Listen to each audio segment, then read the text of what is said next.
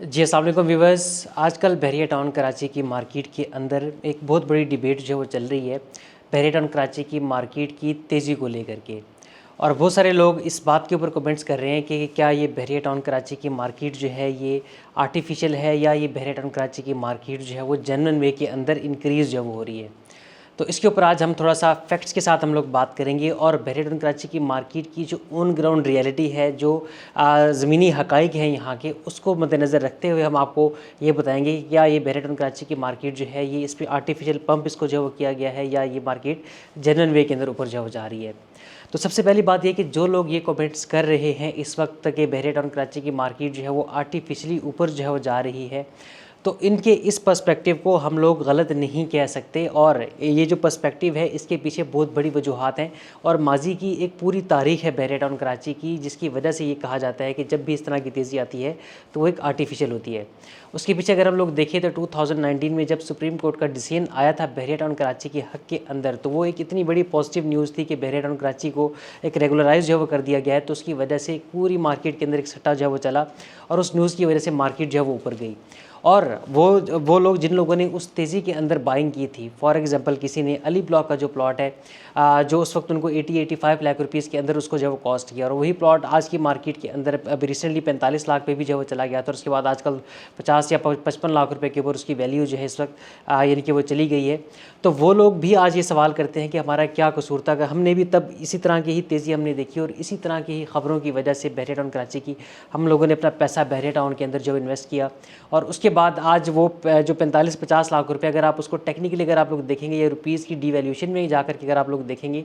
तो उसकी वैल्यू उस 45-50 लाख रुपए से भी कहीं काफ़ी नीचे जो वो चली गई है, यानी कि उनकी पूरी की पूरी जो इन्वेस्टमेंट है एक किस्म की वो ज़ीरो जो वो हो गई है। और उसके बाद फिर हमने देखा कि अभी रिसेंटली आज से कुछ तकरीबन कुछ साल 1.5 साल पहले जब मलिक साहब के हवाले से एक ख़बर आ रही थी कि मलिक साहब जो हैं वो 15 मई को वापस आ रहे हैं और आकर के यहाँ पर उनकी जो वेलकम है उसके हवाले से भी लोगों ने रूमर्स जो वो फैलाना शुरू कर दिए थे कि यहाँ पर बहरिया टाउन कराची में फ्लैग पोल के ऊपर उनका जो हेलीकॉप्टर है वो आके लैंड करेगा। और उसकी बहरिया टाउन वाले तो वैसे नॉर्मली फ्लैग पोल की सफाइयाँ जो है वो कर रहे थे और वहाँ की क्लीनिंग जो वो कर रहे थे, तो उसको भी लोगों ने न्यूज़ बना करके जो उस टाइम के ऊपर वो पेश किया कि ये मलिक साहब की शायद वापसी की कोई तैयारियां जो वो हो रही हैं। तो उस न्यूज़ का भी मार्केट के ऊपर उस वक्त मार्केट जो है आर्टिफिशियली ऊपर गई, और जब वो खबर सच नहीं निकली और मलिक साहब वापस नहीं आए तो उसके बाद मार्केट जो है वो दोबारा उसी प्राइस के ऊपर दोबारा जो है वो चली गई। तो उसके अंदर भी लोगों का नुकसान जो है वो हुआ। तो पूरी की पूरी एक हिस्ट्री है, ये पूरा का पूरा एक बैकग्राउंड है बहरिया टाउन कराची का, जिसकी वजह से ये पर्सपेक्टिव जो है वो दिया जाता है। लेकिन यहाँ पर मैं आपको ये बताना चाहता हूँ कि इस दफ़ा की न्यूज़ है वो इंटायरली डिफरेंट है। पहले जितनी भी ख़बरें जो है वो मार्केट के अंदर आई थी, पहले जिस भी वजह से मार्केट जो है वो ऊपर गई थी, अब की जो वजूहात है वो कंक्रीट रीज़न्स हैं और सॉलिड रीज़न्स हैं सारी की सारी। अब वो सॉलिड रीज़न क्या है? सबसे बड़ी रीज़न जो है वो मलीर एक्सप्रेसवे की है। और मलीर एक्सप्रेसवे की वजह से हम बार बार अपनी वीडियोज़ में ये चीज़ें डिस्कस कर चुके हैं। पिछली वीडियो के अंदर भी मैंने 3 एक्सटर्नल फैक्टर्स जो है उनका मैंने जिक्र किया था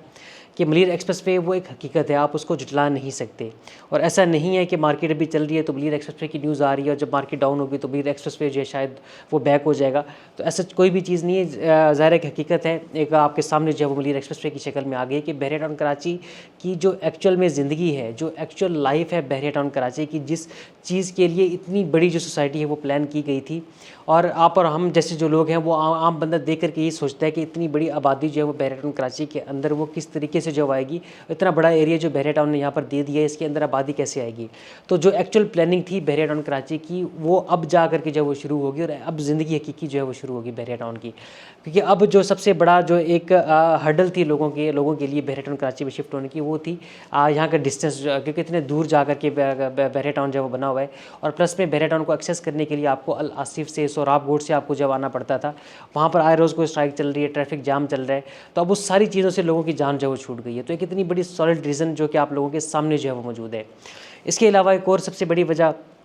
जो है वो डेफिनेटली दुबई के हालात है। दुबई से भी पैसा इस वक्त आने वाला तो मैं नहीं कह सकता, लेकिन जो पैसा यहाँ से जा रहा था वो पैसा अब यहाँ पर मतलब पाकिस्तान के अंदर ही जो रहना शुरू हो गया है। तो ये एक सबसे बड़ी वजह वो भी आपके सामने है और उसकी वजह से इन्वेस्टर्स जो है इस वक्त वो मार्केट के अंदर आ रहे हैं। और एक और वजह जो मैंने अपनी लास्ट वीडियो के अंदर भी मैंने डिस्कस की थी कि इस वक्त पूरे कराची की मार्केट जो है वो बेहतर है, और कराची के अंदर क्योंकि प्रॉपर्टीज़ की जो प्राइसेस हैं वो बहुत ऊपर चली गई हैं, इसकी वजह से बहरिया टाउन कराची की तरफ लोग जो हैं वो शिफ्ट हो रहे हैं। और मलीर एक्सप्रेसवे बनने की वजह से लोगों के पास जो जो एक वायबल ऑप्शन M9 मोटरवे के ऊपर मौजूद है वो बहरिया टाउन कराची है। तो बहरिया टाउन कराची की जो मार्केट है ये एंड यूज़र्स की वजह से इंक्रीज़ हो रही है, ये कोई सट्टेबाजी की वजह से या आर्टिफिशियल पंप, ये डेफिनेटली इस वक्त अगर मैं आपको यहाँ पर एक चीज़ बताता चलूँ कि अगर मार्केट के अंदर इस वक्त 10 डील्स अगर हो रही हैं तो उस 10 डीलों के अंदर इस वक्त 6 से 7 डील्स जो हैं वो एंड यूज़र्स की हैं, यानी कि वो एंड यूज़र जो कि अपने रहने के लिए जिन लोगों को प्लॉट जो है वो बाई करना है, और इस मलिर एक्सप्रेसवे के बनने के बाद या उसके बनने की वजह से लोग यहाँ पर शिफ्ट हो रहे हैं, तो वो 6 से 7 डील्स वो लोग जो है इस वक्त वो क्रैक कर रहे हैं। और इसके साथ में जो 3 से 4 डील्स हैं इसके अंदर वो इन्वेस्टर्स की आप लोग कह सकते हैं, या वो यहाँ के जो बड़े बड़े इन्वेस्टर्स हैं वो उन चीज़ों को जो है वो उठा रहे हैं। तो लेकिन जो 3-4 डील्स हैं इन्वेस्टर्स की, उसकी वजह से मार्केट के अंदर शोर इतना ज़्यादा जो है वो आता है कि आपको ये लगता है कि मार्केट के अंदर सट्टा जो है वो चल रहा है। लेकिन अगर आप लोग ये देखेंगे कि यहाँ पर जो एंड यूज़र है, क्योंकि अगर मार्केट कल को डाउन होती है तो एंड यूज़र ने अगर 1 करोड़ रुपए का प्लॉट जो है वो बाय किया हुआ है तो वो कभी भी उसको 50-60 लाख रुपए या 70 लाख रुपए के अंदर जा करके वो नहीं बेचेगा। जो इन्वेस्टर है वो तो अपना पैसा खुला करवाने के लिए उसको नीचे के रेट में दे सकता है, लेकिन जो एंड यूज़र है वो कभी भी नीचे के रेटों में जो है वो चीज़ अपनी नहीं देगा अनटिल और अनलेस कोई 1% इस चीज़ का चांस हो। तो ये हकीकत आप लोगों के सामने है। अच्छा, दूसरी सबसे जो बड़ी बात है, लोग ये कहते हैं कि जो डीलर्स हैं ये अपने टोकन्स जो हैं वो लगा देते हैं प्रॉपर्टीज़ के अंदर। तो मैं आपको ये बताता चलूँ कि जितना 4-5 साल के अंदर यहाँ के जो डीलर्स हैं उनका नुकसान हुआ है, या जिन लोग जिस तरीके से उन लोगों ने सर्वाइव किया, तो किसी के पास भी अब इतना रिस्क लेने के लिए कि इतना एपेटाइट उनके पास जो है वो नहीं है कि वो लोग अपने टोकन्स, अपना पैसा जो है वो इसके अंदर डालना शुरू कर दें। तो ये एक बहुत बड़ी मिसकंसेप्शन है कि डीलर्स, हाँ माजी में ये चीज़ हमने देखी है कि डीलर अगर कोई आज के रेट में चीज़ आ रही है तो उसके ऊपर अपना 5 लाख या 10 लाख रुपए का टोकन जो है लगा देते थे और उसके बाद उसको ऊपर की रेटों में बेच देते।